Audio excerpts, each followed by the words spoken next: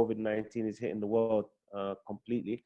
And we thought that it was important maybe just to have a discussion to find out how business people getting on, and also to open people's minds to the fact that Zoom can work here.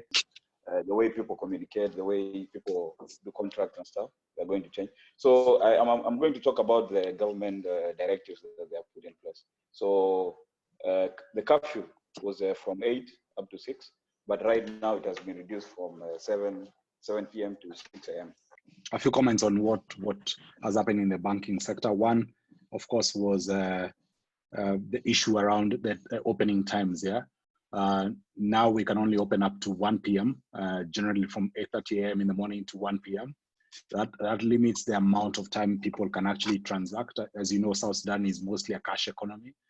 In the beginning, when this corona things had started, I mean, the pandemic had started, everybody went into this space where you're like, okay, what's going to happen in the ICT sector?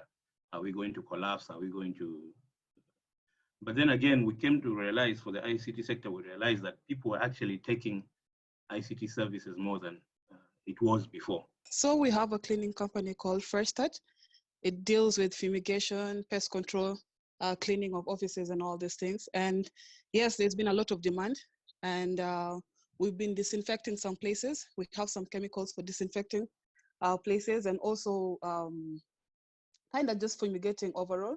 I think from MTN's side, it's been a bit of a struggle because we are, of course, aware of the challenges, the structural and infrastructural challenges of actually trying to build a technology business in an environment such as this. Like, I just got off the phone. I actually joined late because we have a site that's been down for the last 4 days in Ikotos.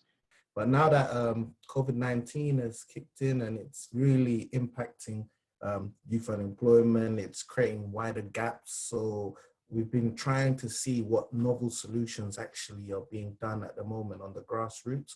So we've also been working with some private sector partners to see how we can boost some of their capacity. Thank you for organizing this. This is brilliant. It's fantastic to see and engage with Juba. I am based in Brussels, Belgium, heart of the European Union. So it's on government level a priority.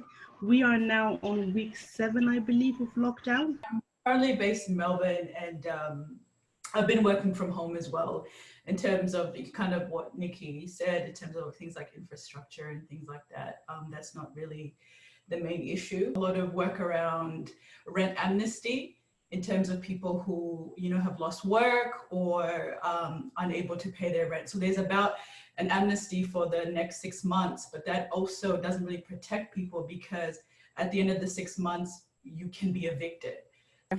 You were asking about diaspora, what we can take away from here and implement it in South Sudan.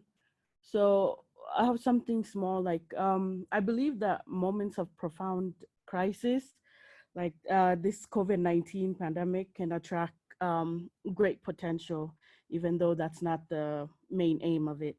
Like here in Kenya, the government has said no physical cash transfers, only through M-Pesa, which is a digitized cash system. So I believe in South Sudan, if we try to implement that, it will grow our businesses like Mgrush and NioPay.